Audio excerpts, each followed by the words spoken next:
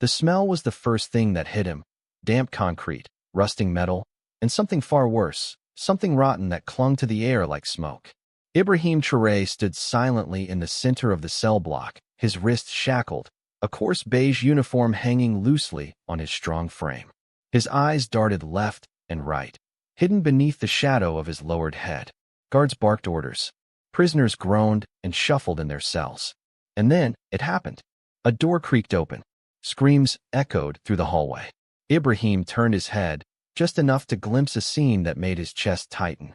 3 guards dragged a young boy. He couldn't have been older than 15, by the arms, his face swollen and bloodied. The boy cried out for his mother. His voice cracked. "Please, I didn't do anything. I was just walking home." The guards didn't listen. One of them, a thick man with a jagged scar down his cheek, raised a baton high and struck the boy again, this time in the stomach. The boy doubled over, gasping. A prisoner inside a nearby cell began to sob quietly. No one moved. No one could. Ibrahim's knuckles whitened around the chains. His breath caught. He wanted to speak, to stop it, but he couldn't. He wasn't Ibrahim Traoré here. Not anymore. He was inmate number 6721, and what he saw next would shake him to his core. One of the guards leaned close to the boy and whispered something. Whatever it was made the boy start to scream, not in pain, but in pure fear. The screams echoed, bouncing off the cracked walls, louder than before. Then suddenly, the guards opened a hidden door at the back of the hall, the one no prisoner was supposed to know existed, and dragged the boy through it. The screams were cut off. Silence returned. Ibrahim stood frozen. What was behind that door? And what did the guards whisper that terrified the boy more than the beating? 1 month earlier, Ibrahim Traoré stood in front of a wide mirror in a dimly lit room. His sharp uniform was gone. In its place was a dirty beige jumpsuit, tattered around the knees, and a fake scar carefully glued onto his cheek. He barely recognized himself. "I need to do this," he said quietly, mostly to himself. "They'll never tell me the truth if they know who I am." Across the room stood Jordan, his most trusted advisor and lifelong friend. "You're walking into a nest of vipers," Jordan warned. "They won't play fair. And if something goes wrong..." Ibrahim didn't flinch. "Then I'll finally know what our people are living through. Not from reports. Not from stories. From inside." He had heard the rumors. Guards mistreating inmates, innocent people imprisoned, secret punishments, missing prisoners. As the newly elected leader of his country, Ibrahim had promised justice and change. But papers and speeches weren't enough. He had to see the truth for himself. The plan was simple. Ibrahim would fake an identity, get arrested for a minor offense, and be sent to Green Hollow State Penitentiary, one of the most notorious prisons in the country. There, he would live among the inmates, see what they saw, feel what they felt. Then he'd return, blow the whistle on everything, and fix the broken system from the inside out. But even the best plans are just ideas, until the real world shatters them. On the 3rd day in prison, Ibrahim was assigned to clean the floor of the East Wing. The floors were sticky. Trash was stuffed in corners. The guards watched lazily from a distance, eating sandwiches and laughing. He worked beside a wiry man named Daryl. His arms were covered in faded tattoos, and his voice was raspy from too many years of yelling. But there was something kind in Daryl's eyes. "You're new," Daryl said, not looking up from the mop. "Yeah," Ibrahim replied, wiping sweat from his forehead. "First time." Daryl chuckled. "Ain't no second time once you're in Green Hollow." They worked in silence for a while, until Daryl added, "Don't trust the guards. Especially not Taylor. He smiles too much. That one always smiles before he does something evil." Ibrahim noted the name in his head. Taylor. Probably one of the ones who dragged the boy. "You see things here that don't make sense," Daryl continued. "People vanish. Files disappear. Some nights, you hear screams coming from places you didn't even know existed." "What do you mean?" Ibrahim asked, trying to keep his voice calm. Daryl looked around, lowered his mop, and leaned closer. "There's a door behind cell block D. They don't talk about it. It's supposed to be sealed. But I saw him take people through it.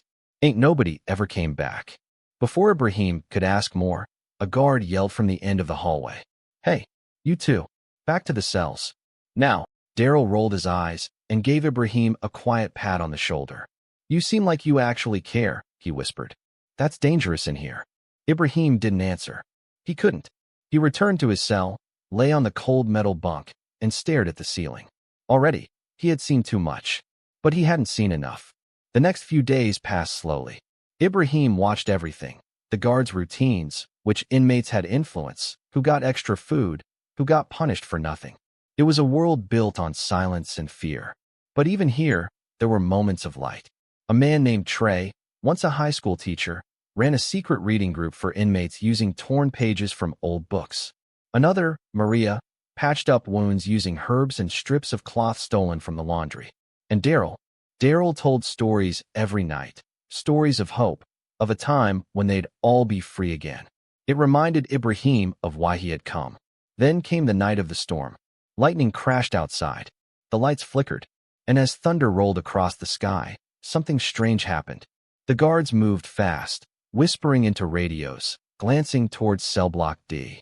And then Ibrahim saw them again. Taylor, Scarface, and the third one. This time, they weren't dragging a boy. They were dragging a woman. Her hair was soaked from the rain. Her face was bruised. But she was awake and angry. She kicked, screamed, cursed. But they were stronger. Let go of me. I know my rights. I did nothing wrong. And again, they went to the same door. Cell block D. Only this time, Ibrahim was closer. He moved, quiet as a shadow, stepping behind the metal bins, heart pounding. He saw them open the door. He saw what was inside. And just before they closed it again, he saw what was waiting in the darkness. It was not what he expected. And in that single moment, everything he believed about the prison system, no, everything he believed about his country, came crashing down. The door shut. The hallway was quiet. And Ibrahim was no longer sure he would make it out alive.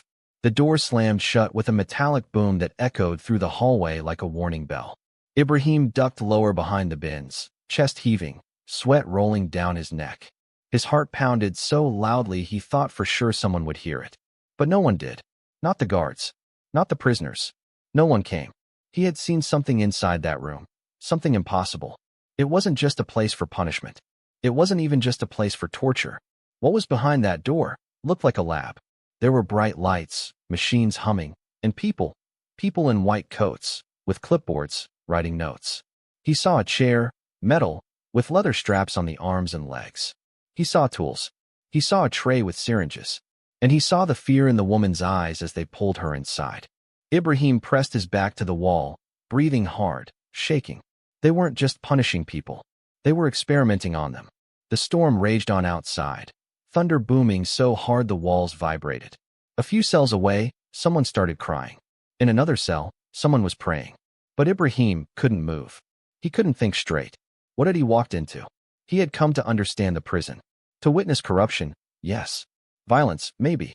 But this was something far worse. Something that felt organized, planned, funded. He had to know more.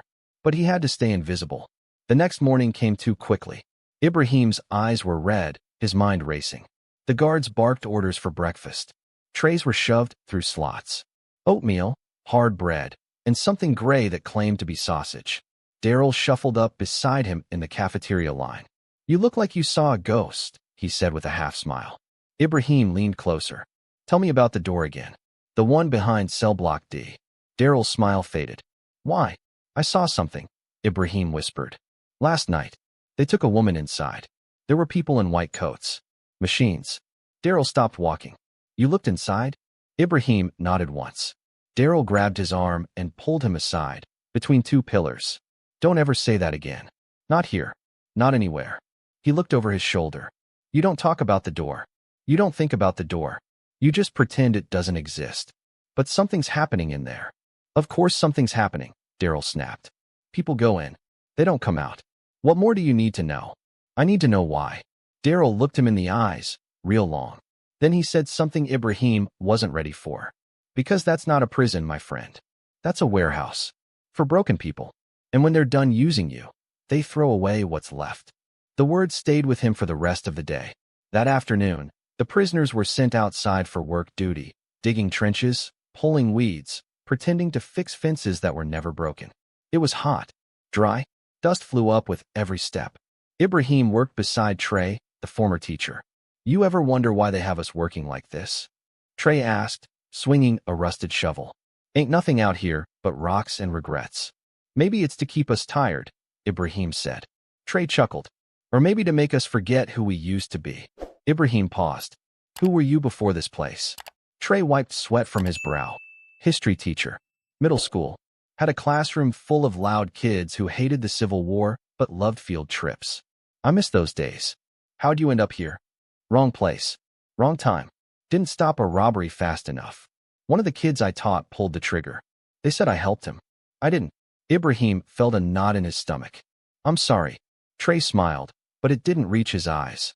This place eats apologies, man. What it really needs is truth. The sun began to set, painting the sky with colors that didn't match the gray misery around them. The prisoners were marched back inside. Ibrahim watched the guards closely, especially Taylor and Scarface. They whispered again, always whispering, always glancing at that hidden door. He knew he had to get closer. That night, he made a decision. He was going to sneak back to cell block D. Not just to look this time. To go inside. It was a risk. A huge one. But the truth was bigger than his fear.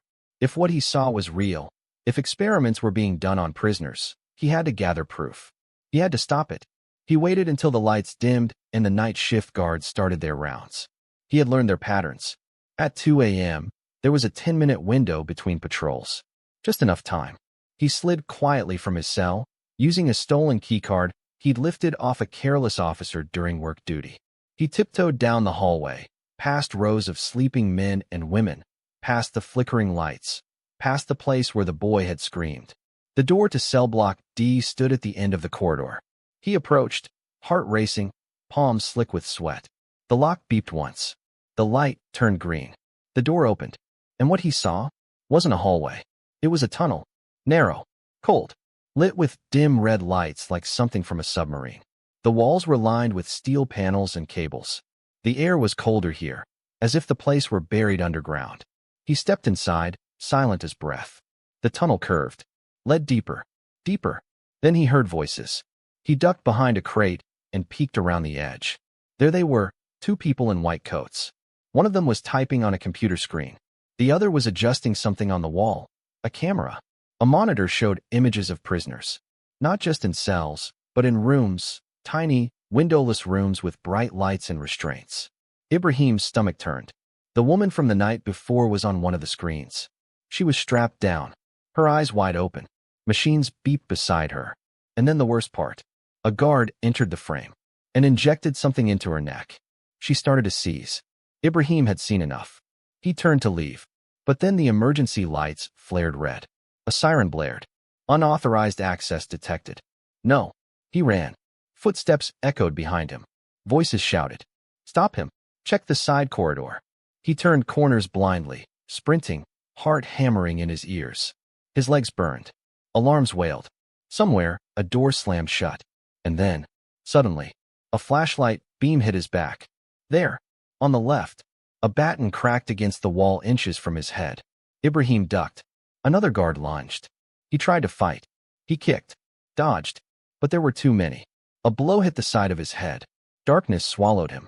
The last thing he heard put him in the chair, and the last thing he felt was fear, not for himself, but for what he had just discovered, and who would suffer if he didn't make it out.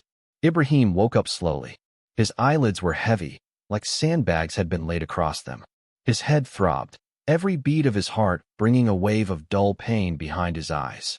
The room was dark, too dark, cold metal pressed against his back. His arms wouldn't move. He realized why. He was strapped down.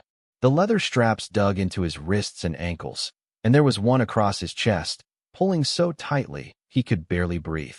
A soft hum buzzed in the background. Then, a sharp click. A light above flickered on, blinding white. He squinted, blinking rapidly. And then he saw them. 3 figures stood over him. One was Taylor, the smirking guard who always had something evil in his eyes. The other was a woman in a white coat, her face covered with a surgical mask, eyes cold and lifeless. The third was Scarface, arms crossed, watching like a wolf. I warned you not to get curious, Taylor said, his voice calm but sharp. Now look where it got you. Ibrahim said nothing. His throat was dry. His lips were cracked.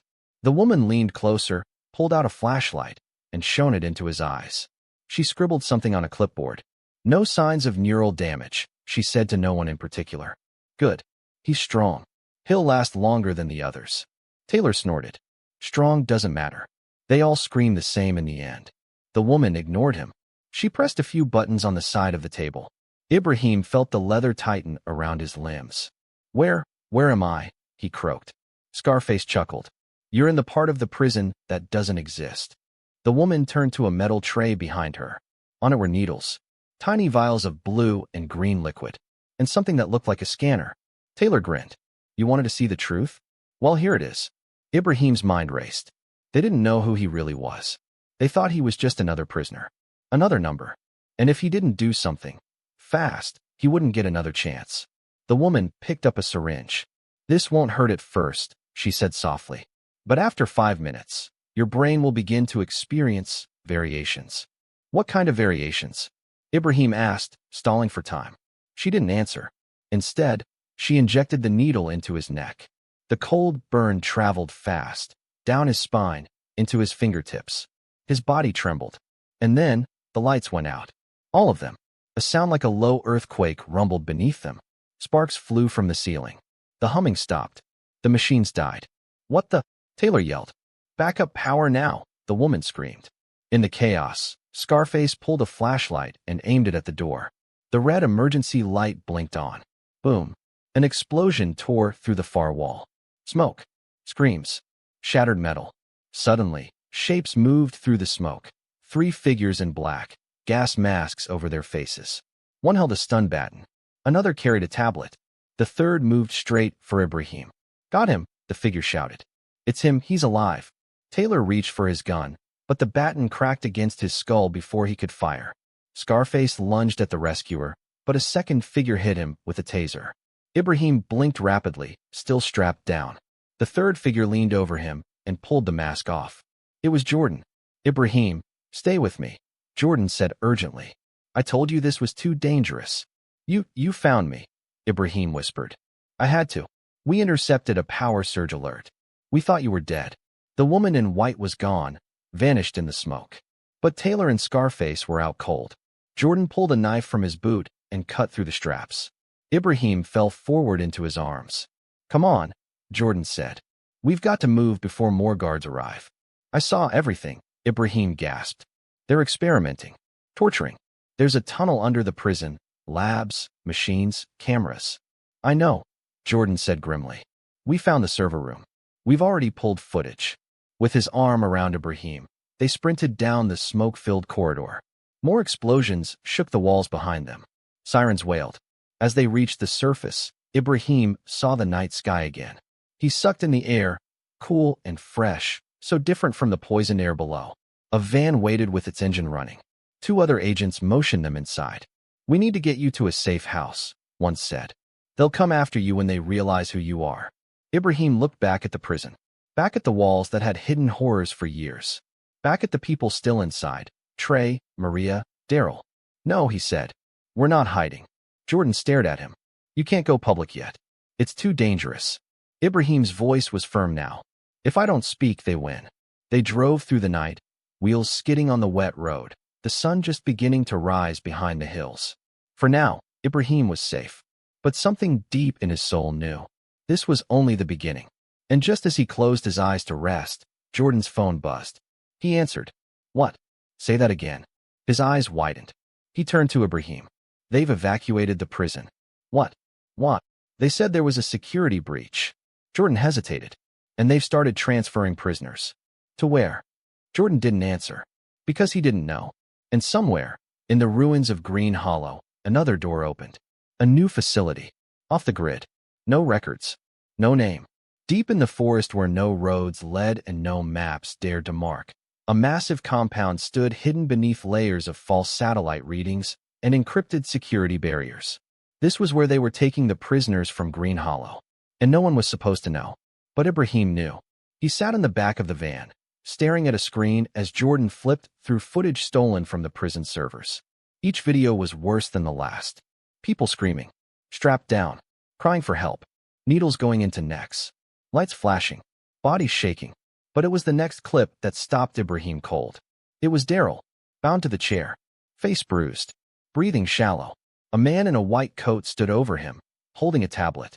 Subject hashtag 442B. Secondary trial. Memory rewrite, phase 1. Ibrahim leaned forward, trembling. Pause it, he said. Jordan tapped the screen. You knew him? Ibrahim nodded slowly. He saved me. He warned me about the door. He told me not to be curious. Jordan looked down. They took him because they knew you were. For a moment, neither of them said anything. Then Ibrahim whispered, We're going to get him back. The safe house was small, just a wooden cabin buried beneath a canopy of pine trees somewhere in the northwest. A crackling fire, low lights, thick curtains. But no peace. Ibrahim didn't sleep that night. His mind played tricks on him. Screams echoed in his ears. That cold chair haunted his dreams. And worse, he couldn't stop thinking about all the people still trapped. Not just in Green Hollow, but in this new place. He sat at the table as Jordan pulled out a map. They're moving the inmates in 3 groups, Jordan explained. We intercepted some encrypted messages between facility coordinators. The new site is underground, likely government-affiliated but off the books. Code name, Orchid Project. Orchid? Ibrahim raised an eyebrow. What does that even mean? Jordan shrugged. Some think it's about beauty blooming in the dark. But whatever it is, it's not pretty. There was a knock on the door. Jordan drew his pistol. Ibrahim stood still. Another knock. Then a voice. It's me, Ash. Jordan opened the door cautiously. A woman stepped inside, bundled in a gray jacket, hair tucked under a wool cap. She moved with confidence, but her eyes were tired. Ash was a tech expert, an ex-government contractor who had turned whistleblower after finding out her research was being used for surveillance experiments. She joined Ibrahim's cause quietly months ago, helping him from behind the scenes. I've got it, she said, tossing a hard drive onto the table. Blueprints of the Orchid facility. Security layouts. Timetables. Everything. Ibrahim's eyes widened. How did you get this? Some old passwords still work, Ash said. They think just because I left, I forgot how to break in. Jordan grinned. That's why we like you. Ash didn't smile back. But there's more. She inserted the drive into a laptop and pulled up an image. A room. White. Circular. And inside it was a boy, eyes closed, floating inside a glass chamber filled with glowing blue liquid. Ibrahim stood up so fast his chair fell over. Is he alive? Ash nodded. Yes. For now. That's one of the test subjects. But not just any subject. She clicked again. The file name appeared. Project Eden, Subject Alpha. The Eden Project? Ibrahim repeated slowly. What is that? Ash looked him dead in the eye. They're trying to create something new, Ibrahim. Something not quite human anymore. Silence filled the room. Jordan finally said what no one wanted to admit. They're not just experimenting, they're building something. And Ibrahim understood. This wasn't just about torture. This was about power, control, transformation. They're using people like raw material, he whispered. Ash nodded. Exactly. And if they finish what they started, there won't be any stopping them. Ibrahim stood, fists clenched. Then we stop them now. The plan came together fast. Ash would disable the satellite cameras for 12 minutes. Jordan would hack the facility entrance using an old access code embedded in the security archives. Ibrahim would go inside. He insisted. No one else knows the prisoners like I do, he said. No one else knows Daryl, or Trey, or Maria. They'll trust me. At dawn, they moved. Dressed in stolen security uniforms, Ash and Jordan accompanied Ibrahim through the woods until they reached the edge of the Orchid facility's outer wall, a slab of black metal that stretched 30 feet high, topped with razor wire and thermal sensors. Ash knelt beside a buried panel, typing furiously into a small device. Camera sweep disabled. We have 12 minutes. Jordan pressed a code into the wall. A hiss. A hidden door opened. They stepped into a tunnel, cool, clean, clinical. Far ahead, machines whirred. Ibrahim's heart pounded. They reached the first hallway. Footsteps echoed from the far end. Go, Ash whispered, ducking into a side room. Jordan followed. Ibrahim kept walking, calm, blending in. He passed rooms with windows, small, square, sterile. Inside were people, strapped down, hooked to monitors. Some sleeping, some shaking. And then he saw her. Maria, eyes closed, lips moving like she was praying. But she was alive. He marked the room number in his head. Just as he turned the corner. Hey, A voice behind him. A guard. Not one of theirs. The man stepped forward, suspicion in his eyes. "Where's your clearance badge?" he asked. Ibrahim froze. The man reached for his radio. Ibrahim acted. He grabbed the guard's wrist, twisted it, and slammed him into the wall. The radio fell and cracked. Before the man could yell, Ibrahim struck again, swift, silent. The guard dropped. Too loud. Too fast. Alert. Alert. Security breach. The facility lights turned red. Doors slammed shut. And far below, in a chamber filled with liquid, the boy in the tube opened his eyes. Not calm. Not scared. But burning. With something inside him that didn't look human at all. The red sirens pulsed through the Orchid facility like a heartbeat. Loud, mechanical, relentless. Ibrahim didn't stop. He couldn't. Guards were shouting now, bootsteps slamming against the metal floors. Doors hissed shut behind him, trying to seal off escape routes. But he had memorized the map. Every hallway, every vent, every dead end. He turned sharply, sprinting down a narrow corridor lit by the pulsing red emergency lights, his breath sharp in his lungs. Over his shoulder, he heard a guard yell.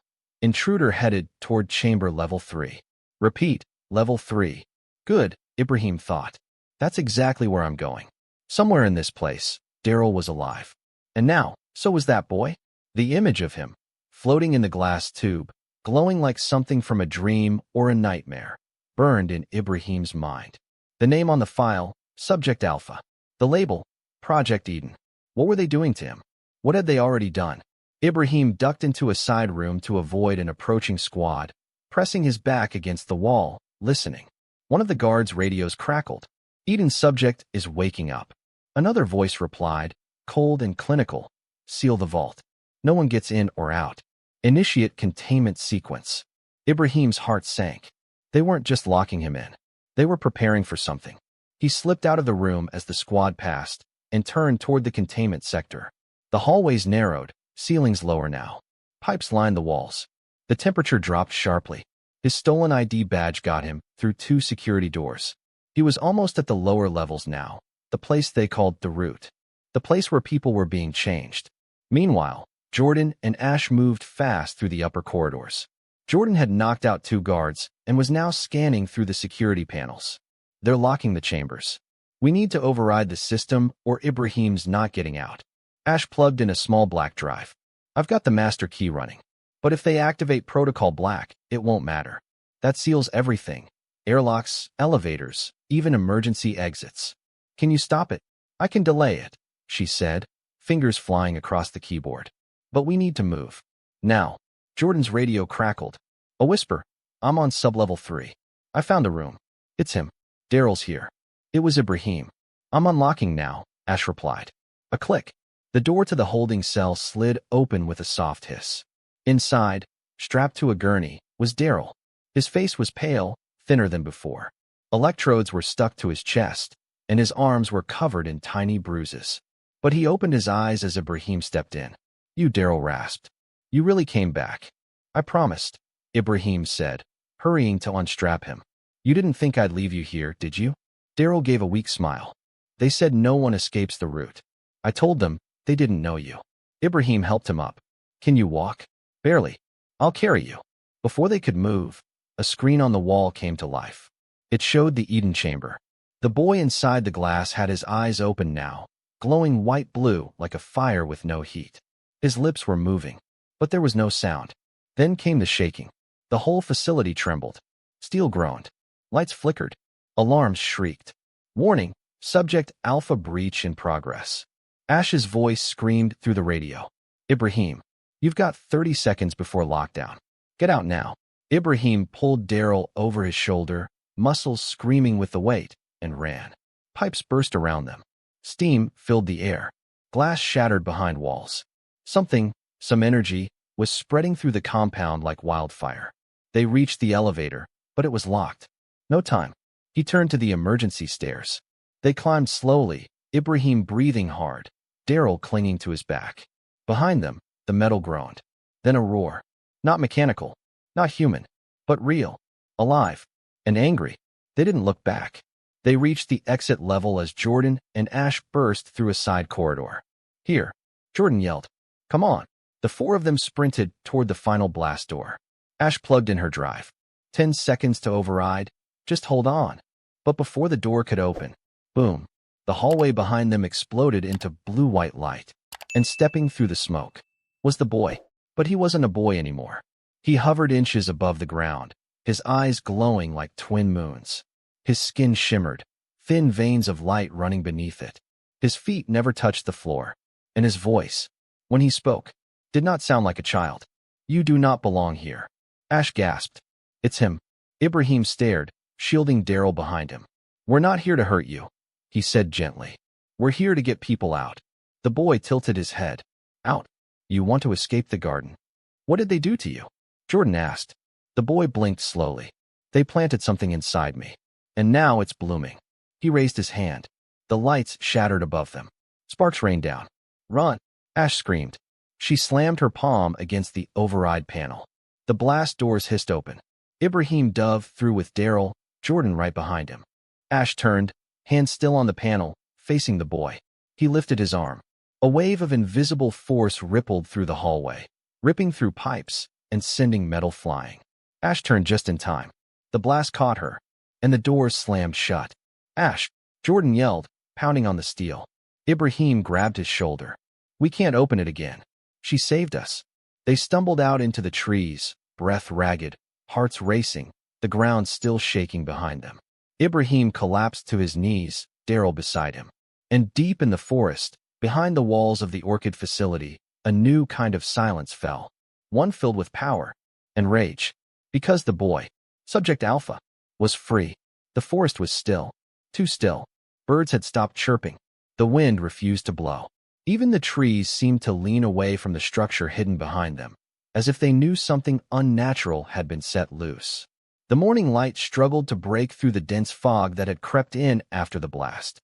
Ibrahim sat slumped against a tree, his chest heaving, his shirt soaked with sweat and blood. Beside him, Daryl lay unconscious, his breathing shallow but steady. Jordan crouched nearby, his hands pressed against his temples. Ash was gone. Gone. The weight of it hadn't sunk in yet. Ibrahim stared back in the direction of the Orchid facility, but it had already disappeared behind a layer of smoke, trees, and sorrow. He could still hear the sound, that sound. The boy's voice. Too calm, too inhuman, like something ancient had been awoken. "She stayed behind," Jordan said hoarsely, his voice raw. "She bought us time. She knew what she was doing," Ibrahim whispered. "She always did."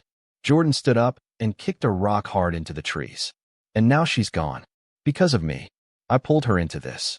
"No," Ibrahim stood slowly, his legs trembling. "Because of me." Jordan turned to him.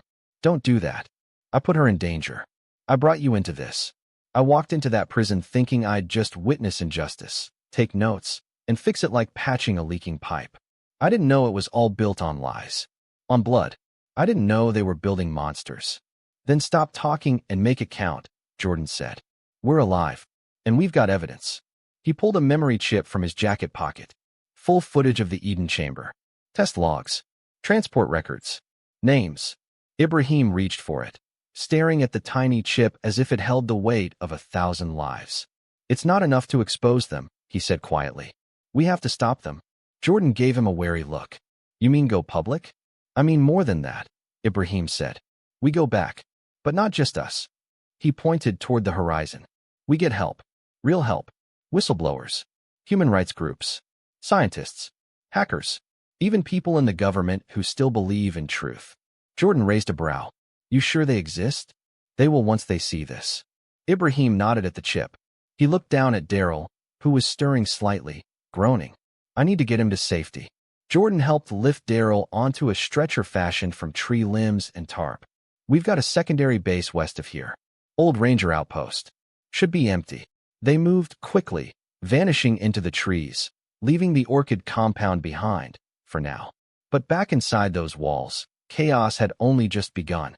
The boy, Subject Alpha, stood at the center of the broken chamber room, glass shattered around his bare feet, the air humming around him. His skin no longer glowed as brightly, but the veins of light still pulsed gently beneath it, like slow lightning waiting to strike.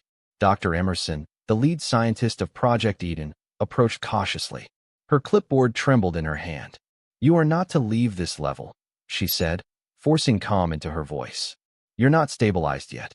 The boy turned his head slowly. "I am not your experiment. You were created for a reason." He took a step forward.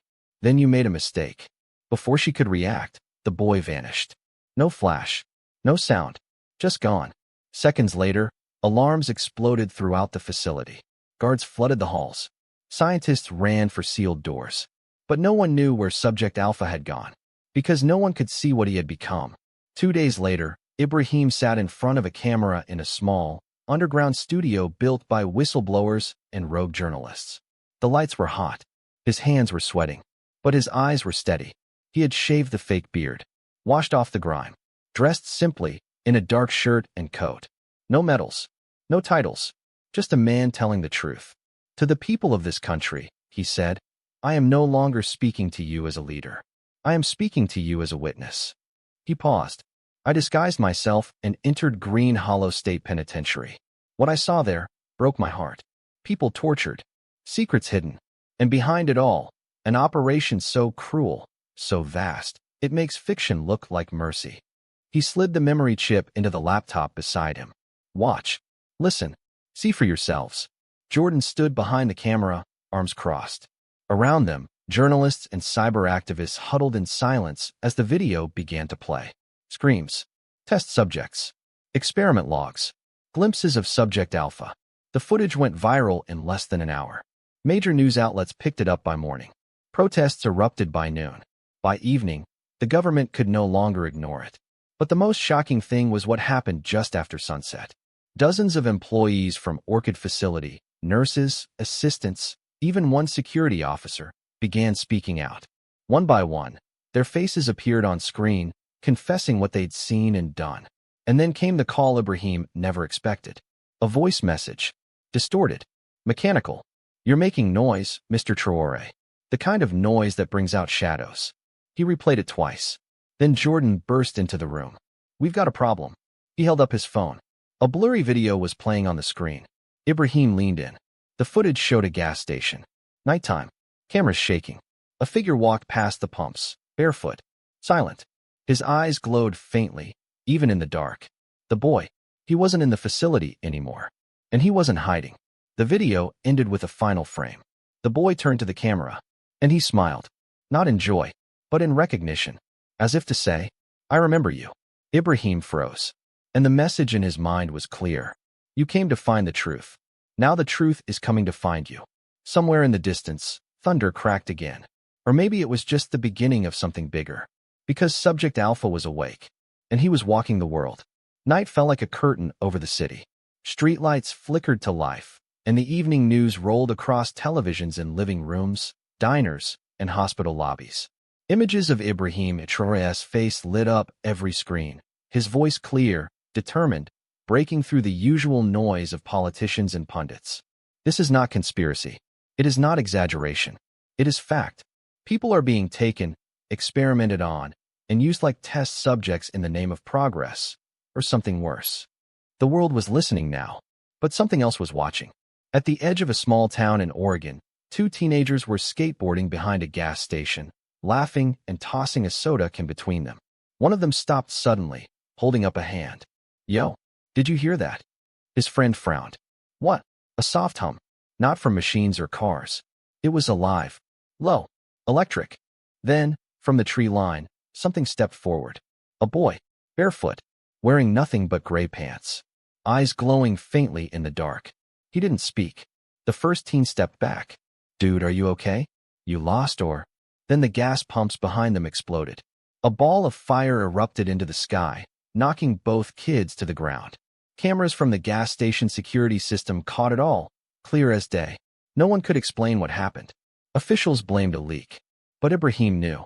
He saw the footage minutes after it surfaced online. He watched the frame-by-frame replay. The boy hadn't touched anything. He had simply looked at the pumps. And they exploded. Inside the safe house, Ibrahim paced back and forth, hands clenched, mind racing. Jordan was at the computer, pulling up map after map of possible sightings. "I don't think he's attacking people," Jordan said. "He's avoiding them. It's like he's moving around civilization, like he's looking for something." Looking for who? Ibrahim asked, turning sharply. Jordan didn't answer, because they both already knew.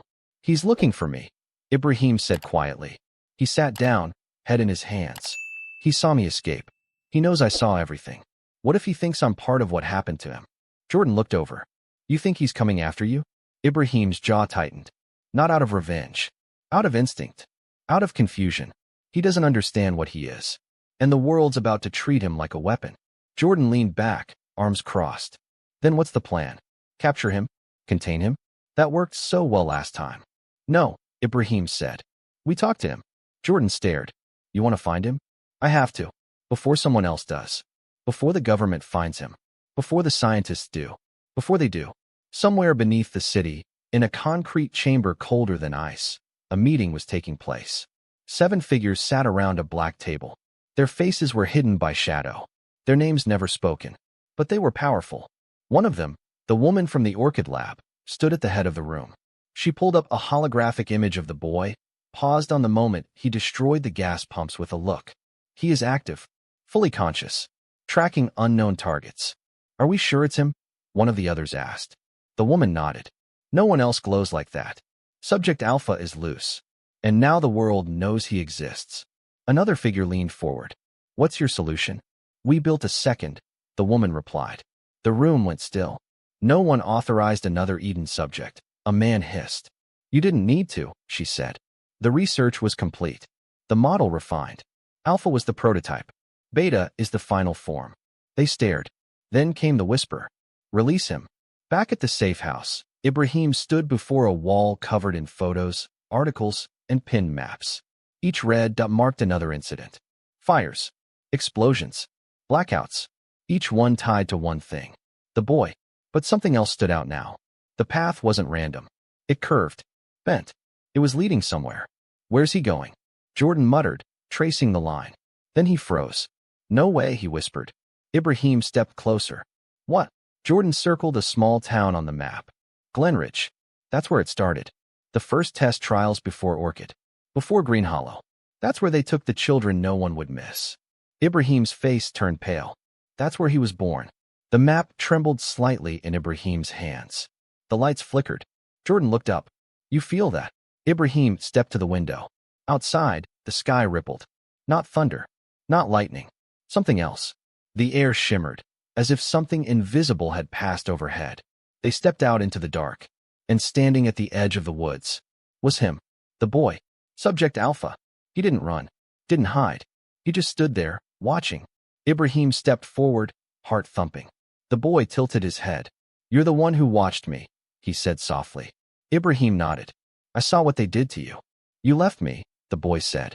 I tried to help. You didn't stop them. No, Ibrahim said. But I'm here now. And I will. The boy's eyes flickered, brighter now. And just as Ibrahim took another step forward, the wind shifted. A scream tore through the forest. Not human. Not natural. The boy spun around. And then, from the sky, something dropped. Something faster than light. It hit the ground with a force that shook the trees. Dust exploded outward. And standing in the clearing was another figure. Same size. Same build. But colder. Eyes red like dying stars. Skin pale as bone. Subject Beta. The final creation. No words were spoken. Alpha's eyes narrowed. Beta's chest glowed faintly. Then they moved. Not toward Ibrahim. Not toward Jordan. But toward each other. And the forest burst into white fire. The sky cracked open. Light poured down between the trees in a torrent of silver and flame as the two boys, Alpha and Beta, collided in the clearing. Not fists, not punches. Energy. Invisible, but roaring like a hurricane. It shook the trees. It split the ground. It made the air impossible to breathe. Ibrahim hit the forest floor hard, shielding his head as a shockwave of force blasted outward, ripping bark off trees and shattering branches like glass. Jordan grabbed his arm and pulled him behind a thick oak. Move, Jordan shouted. We've got to get out of the kill zone. But Ibrahim didn't move. He watched. Because in the center of the storm, two beings who once looked like boys now stood like something else entirely. Alpha glowed a soft white blue, his hair floating gently as if underwater, his feet still inches off the ground. His expression was calm, but locked in fierce focus. Beta was all sharp lines and red heat. His chest pulsed like a furnace. His eyes, cold and calculating, watched every move Alpha made. And for a moment, they didn't fight. They studied each other. Then, as fast as a lightning strike, Beta lunged forward. His hand slashed through the air like a blade of pure red light. Alpha dodged, twisting midair, responding with a shockwave that sent Beta flying into a tree, splitting it in two. Beta landed without a sound, his feet sliding across the dirt. Then he smiled, not out of joy, but because he liked this. Alpha raised his hand. The earth responded. Rocks lifted. Roots curled. The ground itself bent toward his will. Beta responded with heat. The temperature spiked. Flames burst along the forest floor, then rose, licking the sky. And in the center of the inferno, these two forgotten sons of a broken experiment fought in silence, as if this battle had been decided before either of them was born. Ibrahim couldn't look away. They turned children into this, he whispered. They created something they couldn't control. Not with wires. Not with cages. Not even with fear. Jordan pointed toward the smoke. We need to get out of here before they tear the whole forest down. Ibrahim stood slowly. We need to talk to him. Are you crazy? They're throwing lightning at each other. But Ibrahim had already stepped forward. The heat singed his sleeves. The air buzzed around him like a swarm of hornets. His legs trembled as he moved past burning trees and floating rocks. He didn't know what would happen. He only knew why he had to try. Alpha caught sight of him, and for one terrifying moment, he stopped. The battle froze. Beta, confused, glanced toward Ibrahim as well. And in that pause, Ibrahim raised his voice, not loud, but steady. You're not weapons, he called out. You're not what they made you. Alpha blinked. Beta's fingers twitched. They used you. Ibrahim continued, stepping closer. They built you in darkness, hoping to control something too powerful to understand. But power without purpose is just destruction. You have a choice. Alpha floated downward, his feet finally touching the ground. The flames died around him. Even the wind stilled. But Beta didn't lower his guard. He stared at Ibrahim, red eyes flickering. No choice, Beta said, voice low and unnatural. I was designed. I complete the sequence. I erase the error. His gaze shifted to Alpha. You are the error. Alpha didn't flinch. I'm not a weapon, he said softly. You were born in a lab. But I lived in the light, Alpha said, taking a step forward. I remember the sky. I remember being free. I remember the man who looked at me, not with fear, but with hope. He looked at Ibrahim, and Beta saw it. That look, that bond. He screamed. The ground exploded beneath him as he launched forward like a missile of red fury. Alpha moved too, but not to attack. To protect. He raised a dome of pure light around Ibrahim just as Beta struck. The force blasted outward like a bomb, blowing trees back for 30 feet in every direction. Jordan was knocked off his feet. The light turned blinding white. And then, silence. When the smoke cleared, Beta was gone. So was Alpha. Only a scorched ring remained on the forest floor. Ibrahim stood shakily, still within the soft shell of fading light. His heart was racing. Jordan stumbled over, coughing. Where'd they go? Ibrahim stared at the center of the crater. They disappeared. Disappeared how? I don't know, but I don't think this is over. He knelt slowly, brushing ash aside. There, burned into the earth, was a symbol. A perfect circle with a tree at the center, branches splitting into two. One white, one red. Back in the underground conference room of the secret council, the woman in the white coat slammed her fists onto the table. You said Beta would eliminate the target. He will, a voice replied, calm as water. He just lost. Alpha vanished, and now the world knows. No, the voice interrupted. The world doesn't know anything. A pause. Then a question. What about Traore? The woman's mouth tightened. He was in the blast zone. He survived. Then he's the next target. Another silence followed. Then the voice said, activate Protocol Edenfall. All 7 figures stood. The world wasn't ready. But they were. Because war was coming. And the first battlefield would be the mind of the boy who chose mercy over vengeance. The boy who would now be hunted by the very system that birthed him. Alpha. The key. The threat. The hope. And somewhere, in the shadow of the mountains, Alpha opened his eyes again. Alone. Uncertain. But still free. For now. The mountain wind howled through the trees like a ghost looking for a name. High in the peaks, above the reach of roads and rescue, a cave opened its mouth to the sky. Inside, resting against the smooth stone wall, sat the boy who was never meant to exist. Alpha. His skin no longer glowed. His eyes, dim now, flicked open only once every few minutes, as if even his own body was afraid to draw attention. The battle with Beta had drained him. He hadn't eaten. He hadn't slept. He hadn't needed to. But now, the world was heavier. He held something in his hand. A leaf. It had blown into the cave earlier, golden and red, fluttering like it didn't care that the world below was full of sirens and secrets. Alpha stared at it. Its veins. Its softness. Its life. He had never touched a leaf in the facility. Not once. Not a tree. Not the sky. Not the dirt. They had only given him wires, tests, commands. But here, in the silence, he was free, and it scared him more than anything else, because he didn't know what to do with freedom. 200 miles away, Ibrahim sat inside a plain white van moving up the coast toward Glenridge, the town where it all began. He looked exhausted, more than exhausted, hollowed out. Jordan was driving. The roads were quiet. Rain tapped against the windshield like soft, nervous fingers. Ibrahim had barely spoken since the fight in the woods, since Alpha vanished, since Beta proved just how far the Orchid Project had gone. "We're almost there," Jordan said, not looking away from the road. The local files show a research center was active in Glenridge about 16 years ago, closed suddenly, but the building's still there. "Underground," Ibrahim said quietly. Jordan nodded. "Of course." Ibrahim exhaled. "The government claims to be investigating the Orchid Project now, but you saw the conference room. That wasn't politics. That was something else. Private.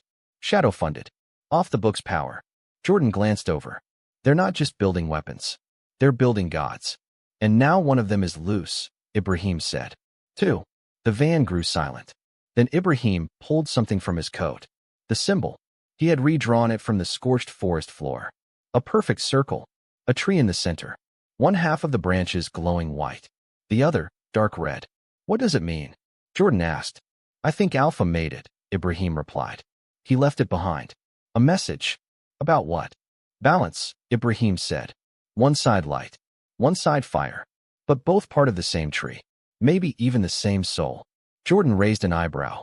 "You think Alpha and Beta are connected?" "I think they are the same experiment," Ibrahim said. "Two pieces of one idea. One meant to choose. The other meant to obey." He looked out the window, which means someone knew this would happen. Meanwhile, deep inside a cold concrete chamber lined with glowing screens and biometric locks, Subject Beta stood perfectly still. Wires coiled down his back like a serpent. His red eyes were closed.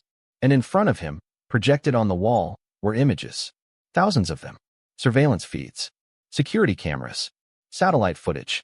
Every frame showed the same thing. Ibrahim Traore. Speaking. Walking. Standing in front of a crowd. In one clip, he was kneeling beside a child in a refugee camp, wrapping her arm in a bandage. In another, he was speaking to a group of protesters, calm and clear. And in every clip, Beta simply watched. The woman in the white coat entered quietly. "He's a threat to your design," she said. Beta didn't respond. "He will try to turn Alpha against us." Beta opened his eyes. "He already has. Then you know what to do." Beta stepped forward, unhooking the cables from his spine.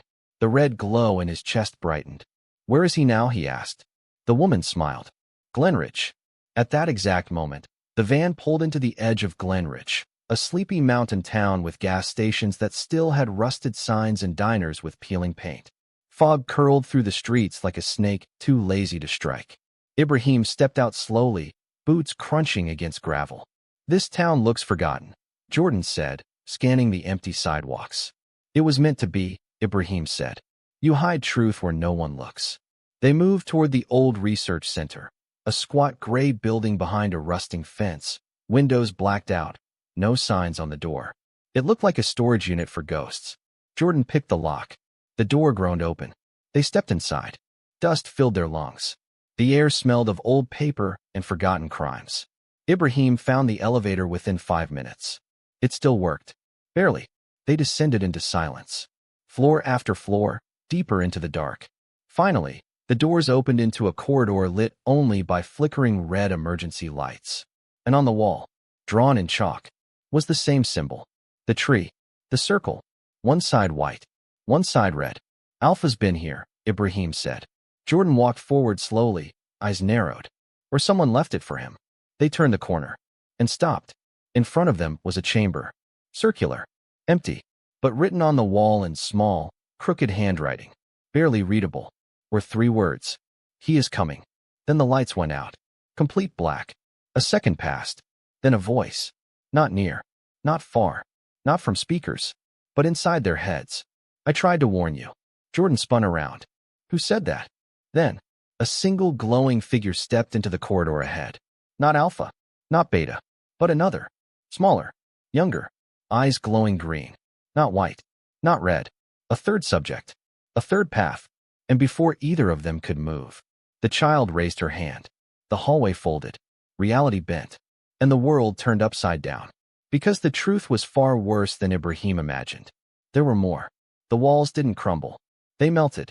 One moment, Ibrahim and Jordan were standing in a hallway lit by flickering red lights. Then in the blink of an eye, everything rippled like water. The air twisted sideways. Gravity flipped. Sounds came from places sounds shouldn't come from. Jordan dropped to his knees, clutching his head. Ibrahim staggered backward, arms out for balance. Stop, he shouted. You're hurting him. The child didn't move. She stood perfectly still in the center of the warped hallway, arms at her sides, her glowing green eyes unblinking. I don't want to hurt you, Ibrahim said, forcing his voice to be calm. But if you don't stop. The girl blinked, and everything snapped back. The lights returned. The hallway straightened. Jordan gasped as oxygen rushed back into his lungs. Then the girl spoke. Her voice wasn't cold or hostile. It was scared. They're all coming here. Jordan stood up slowly, wiping blood from his nose. Who's coming? She looked up at them. Alpha, Beta, and the others. Ibrahim's blood froze. Others? She nodded. There were 9 of us. You only saw the first 2. But they made more. I heard them whisper it in the dark. Backup seats, they said. If Alpha fails. She stepped forward, barefoot, skin pale, her small frame barely lit by the hallway lights. They call me Subject Delta. Jordan whispered. What happened to Gamma? The girl hesitated, then said one word. Destroyed. Ibrahim crouched slowly to her eye level. Delta, what happened here? Why are you here alone? She pointed behind her, toward the sealed vault at the end of the corridor. They left me behind. They said I wasn't ready. They said I wasn't stable. Tears welled up in her glowing eyes. I waited so long. Ibrahim's heart cracked.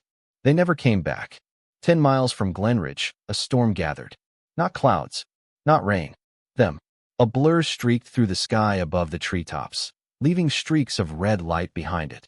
Beta. On the opposite mountain range, beneath the branches of a towering pine, a soft shimmer lit the rocks, white, blue, and still. Alpha. They were both coming. Drawn to the same place. To her. To Delta. And someone else was watching. Far above them all, from a helicopter that didn't show up on any radar, the woman in the white coat stood beside a silent operative dressed in black armor. He held a strange rifle, its barrel humming faintly with energy. She pointed to a monitor showing the Glenridge facility. They're all converging, she said. The man nodded. I'll handle it. She handed him a black case. Use this. No one's ever field tested it. But if it works, we won't have to worry about any of them again. He looked her dead in the eyes. I don't miss. Inside the vault beneath Glenridge, Ibrahim, Jordan, and Delta reached a circular room. The same one that had once held Alpha's birth pod. But this room was different. Wider. Older. Covered in strange symbols carved deep into the walls. Circles, DNA strands, spiral patterns. What is this place? Jordan whispered. Delta touched one of the carvings. This is where we were made. Before Orchid. Before Green Hollow. This was the first lab. Ibrahim walked forward, hands running over the carvings. This isn't just science. These are designs. Delta nodded. We weren't just created from scratch. They found something. Blueprints. Data buried in ancient rock. DNA that didn't match any known species. Jordan swallowed. You're saying this wasn't just a science experiment? It was a discovery, she whispered. And we're the test. The ground trembled. Outside the facility, trees bent backward. The mountain shook. Alpha had arrived. So had Beta. And they were walking toward each other. Again. But this time, not to fight. To finish. Ibrahim ran to the surface, bursting through the front doors of the Glenridge lab. The sky above was split, half crimson, half cold blue. The wind swirled unnaturally. Birds had vanished. The very air held its breath. Alpha hovered quietly to the north, eyes locked on the facility. Beta approached from the south, every step cracking the earth beneath him. Ibrahim stood between them, arms raised. "Stop," he shouted. "You don't have to do this." Beta's eyes flared. She must be neutralized. "No," Alpha called out. "She's not a threat. She's unstable. She's alive." The two powers moved toward each other. And at that exact moment, a gunshot. But it wasn't a bullet. It was sound. Raw, weaponized vibration, laced with frequency disruptors. From the tree line, the black-armored operative stood, rifle smoking, aimed at Delta, still deep inside the vault. Ibrahim turned just in time to hear her scream.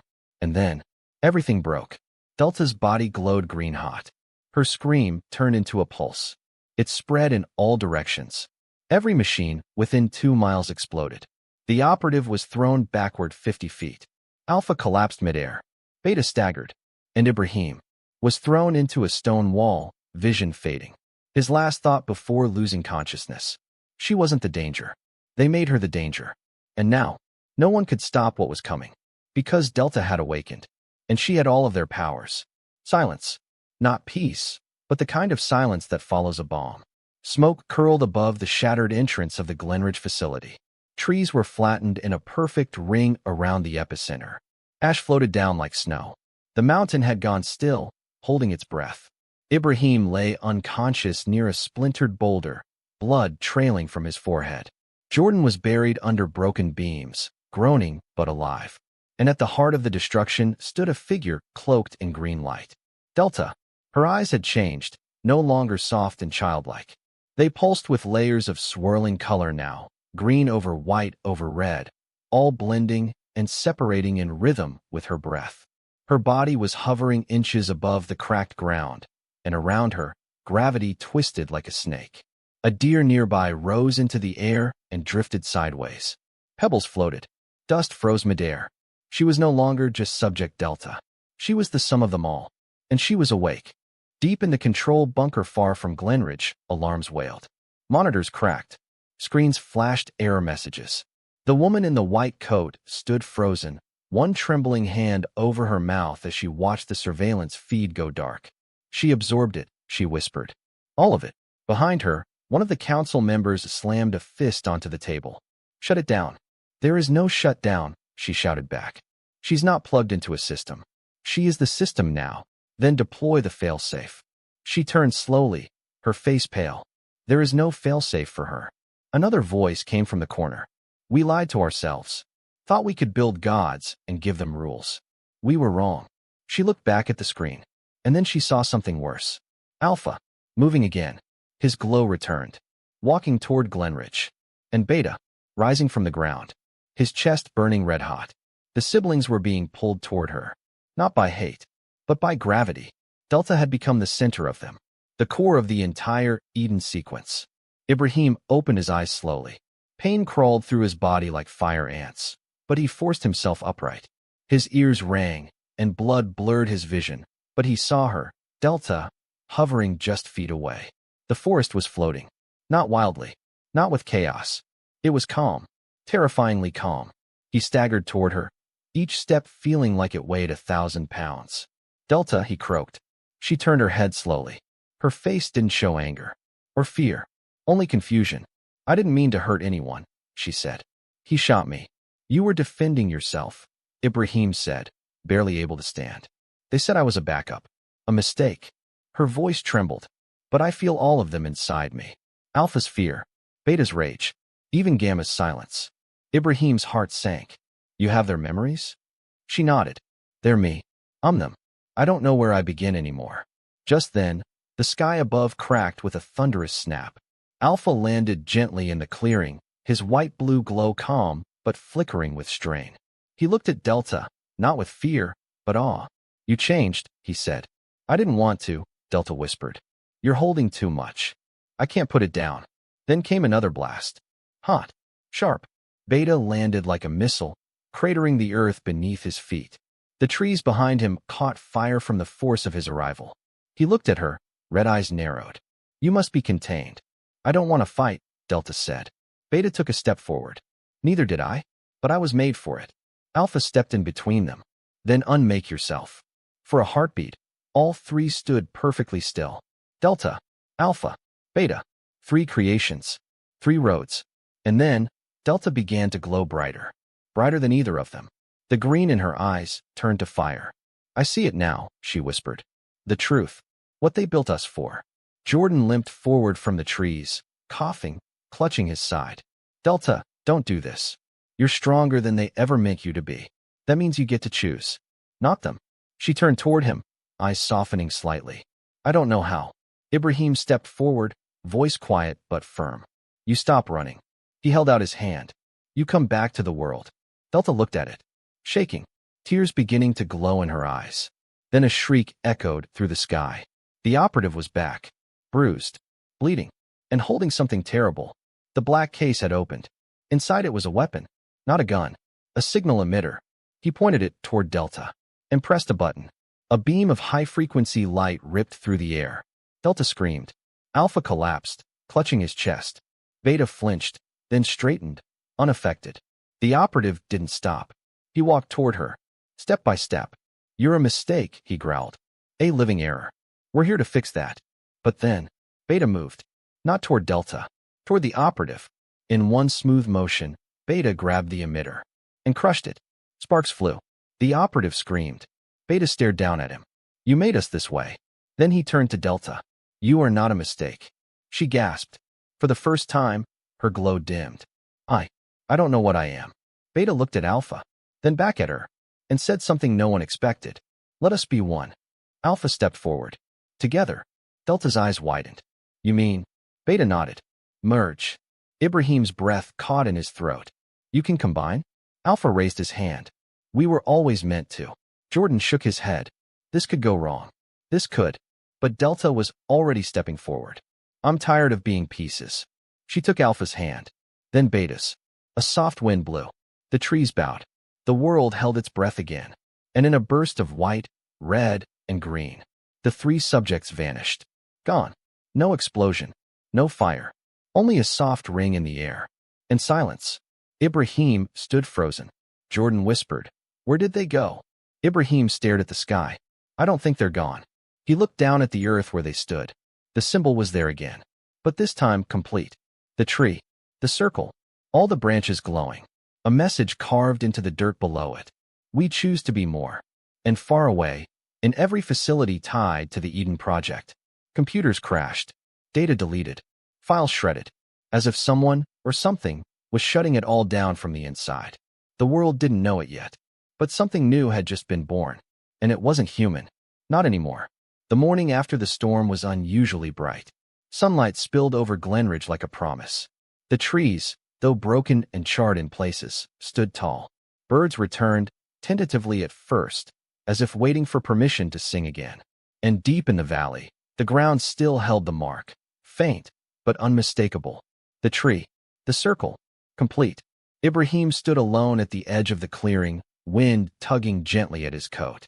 His hands were in his pockets, eyes fixed on the place where Alpha, Beta, and Delta had vanished. Not destroyed, not erased, transcended. They left on their terms, he said softly. Behind him, Jordan limped forward, a cast wrapped around his ribs and a fresh scar on his cheek. They could have burned the world down, he said. Instead, they disappeared. Ibrahim nodded. Because for the first time, they had a choice. Jordan looked up at the sky. So where do you think they went? Ibrahim didn't answer right away. He reached into his pocket and pulled out a small, folded note, found tucked under his cot at the safe house that morning. No signature. No name. Just 5 words in careful, childlike handwriting. We are watching the sky. He handed it to Jordan, who read it twice. They're not gone, Jordan said. No, Ibrahim replied. They're just beyond us now. The world changed quietly. The footage from Glenridge leaked, as if someone, or something, had wanted it to. Not just the destruction, but the truth. The labs. The experiments. The whispers of Project Eden. The public reaction was thunderous. Investigations began. Protests surged. Former orchid scientists were arrested. Members of the secret council vanished. Some fled, some were found in bunkers, others simply disappeared. But the deeper truth? That three beings of impossible power had chosen mercy over dominion?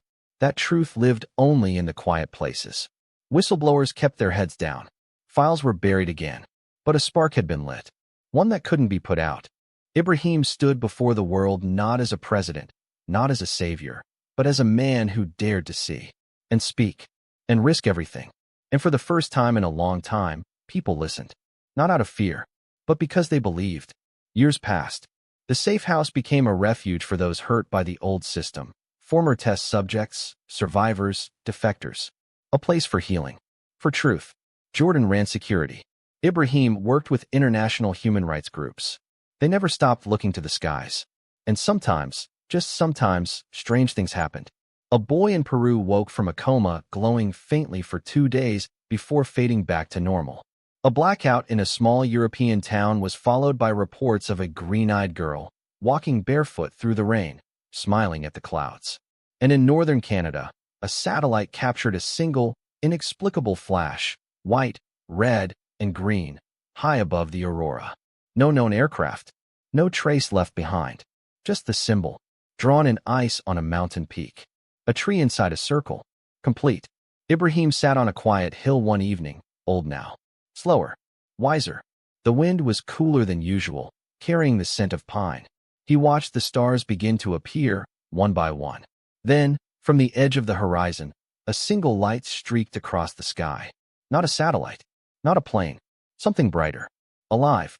It arced gently, almost playfully, then vanished. He smiled, closed his eyes, and whispered, "You're still watching." And from somewhere far beyond the stars, maybe on a world not yet charted, maybe in a form no human could ever fully understand, a voice responded, soft, warm, and whole. "We are here."